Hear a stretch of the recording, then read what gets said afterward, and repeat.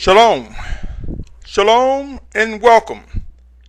This is Man's Final Steps, a continuing series to those who will be among the ranks of the 144,000 and multitude, those that will come out of the great tribulation mentioned in Revelation 7th and 14th chapter.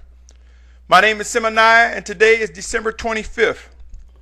In this segment of Man's Final Steps, it is entitled Absent Parents and Guardians, Missing Children. Absent Parents and Guardians, Missing Children. My brothers and sisters, end times have arrived. Famine, drought, pestilence, and disease are on the rise. In some countries or communities, these conditions are far more worse than in other areas. Many are unaware in nations and communities that have found mercy and favor. Many are unaware who are in nations and communities that have found mercy and favor from the Most High Father regarding the emergence of these conditions. Over the next days, months, and few years, these conditions will intensify, in some areas quicker than in others. Many have not even thought about the details and magnitude of famine, drought, pestilence, and disease rising across the globe. There are many who demonstrate sight only when their own immediate sphere or circle of life reveals such conditions. Although we tend to bury our heads in the sand, so to speak, and ignore what's happening beyond our personal life, it does not erase the realities of what's truly emerging. Soon and very soon, chaos, civil unrest, turmoil, crime, economic collapse, and much more will erupt. Look around, look across the globe, you see it already.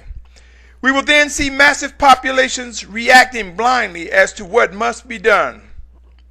Wars will break out even within the borders of many nations, and there will be none who would be exempt of such actions.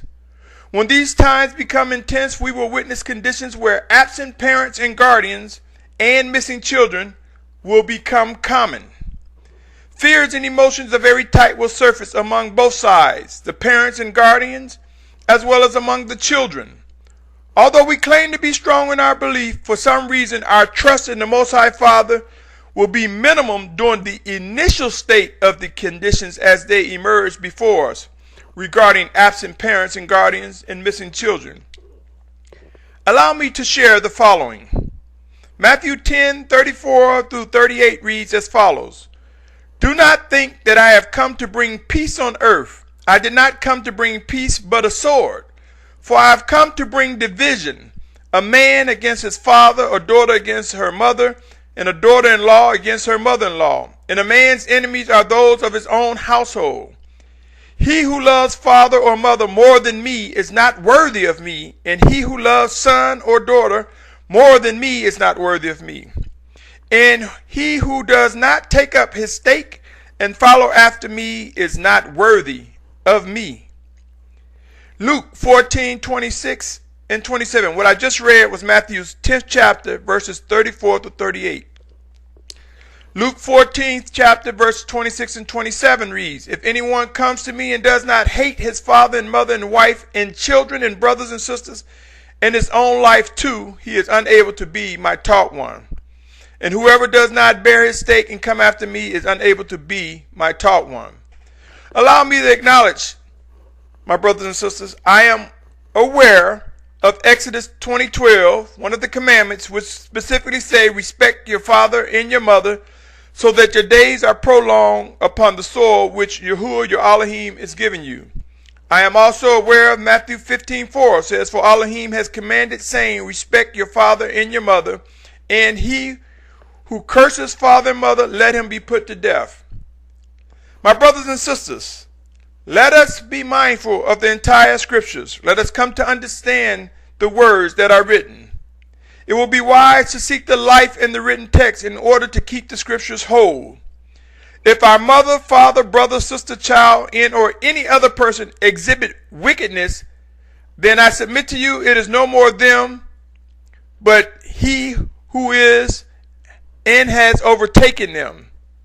he who is wicked and evil. Remember, my brothers and sisters, when the Messiah rebuked Satan, when Peter drew his sword when the armies came to take the Messiah, and he looked at Peter or Kepha and rebuked him as Satan. Allow me to step towards the same illustration if indeed one of our loved ones, parent, guardian, child, or children, were overtaken by the evil one. Allow me to present another scripture. And he humbled you and let you suffer and fed you with manna which you did not know, nor did your fathers know, to make you know that man does not live by bread alone, but every word that comes from the mouth of Yahuwah. This same passage is repeated or reaffirmed in Matthew 4:4. But he answered and said, it has been written, man should not live by bread alone, but every word that comes from the mouth of Yahuwah. My brothers and sisters, I submit to you, we live only by the word of the Almighty Father Yahuwah. It would be wise for us to establish our priorities in these last days and grow to trust Him earnestly. There will be absent parents and guardians, as it will be missing children. You see, my brothers and sisters, the called, the chosen, and obedient will establish their priorities, and they and we will respond to the living instructions of the Spirit of Yahushua. We will witness the emergence of the 144,000. We will witness the obedience of the Spirit of Yahushua, and it will not be scenarios.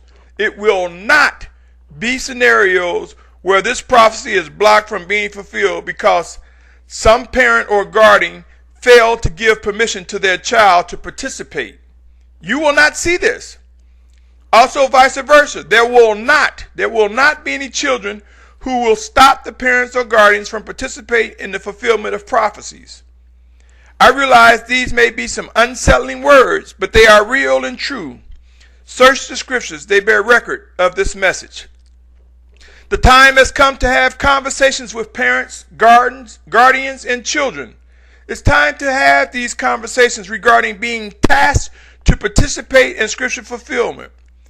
For many of us will not have time to look back, to walk back, or to go find a child or a child the parent if we are so ordered to move forward as instructed by the Spirit of Yahushua or one of His chosen and anointed ones. Yes, my brothers and sisters, the time is at hand. There will be the emergence of the 144,000 in multitude. Begin discussing this. It will ease the pain when sudden orders come and sudden conditions dictate movement in or transition without the permission of a parent or without the parent being able to notify the child. Pray and watch. Establish a ready mind, body, and soul to respond. Remember, we serve an almighty Elohim. It is His plan that is unfolding. It will come to pass. It does not and will not require our permission, but it will demand our obedience. There will be, and I cannot emphasize this enough, there will be absent parents and guardians as well as missing children. When things get intense regarding the fulfillment of end-time prophecies, know that these too will fall into the conditions and we will witness these things happen. Let us know how to respond. Let us know how to move with precision, with wisdom, and with love. Until next time, my brothers and sisters, realize these are man's final steps. Gird up. Yield to the plan of the Most High Father. Until next time, continue to grow and anticipate refining and perfecting by the Spirit of Yahushua in or through those whom He chooses to use. Until next time, my brothers and sisters, I pray that you're able to come to discern and understand what must be done. Shalom, shalom, shalom.